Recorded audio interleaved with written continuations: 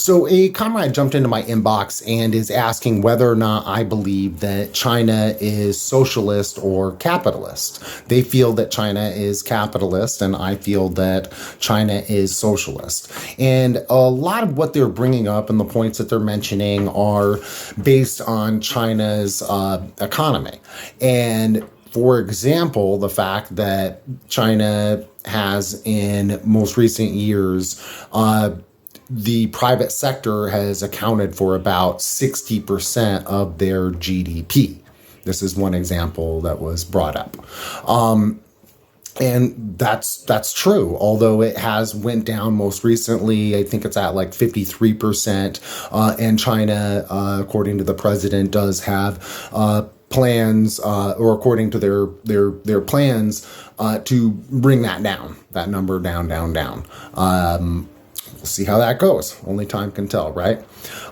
But it's not just, for me, their economic model, although we do have the private sector being utilized in, I think, is almost all socialist experiments that have happened and are happening, right? I can't think of any off the top of my head that have not utilized to some degree or another the private sector. Capitalism is global. You cannot just elect out of it completely. It doesn't just disappear in your country completely because of the revolution. At least we haven't seen that happen, right? So in my opinion, it's not just the economic basis that we need to be looking at. It's who's in power, who is in control. Is it the bourgeoisie of the nation? Is it the private sector? Are they in control in China? And the answer is no. The Communist Party of China is. The working class is through the Vanguard Party. And the private sector is beholden. It is controlled by the state there. They can be forced to produce at a loss, for example. And throughout the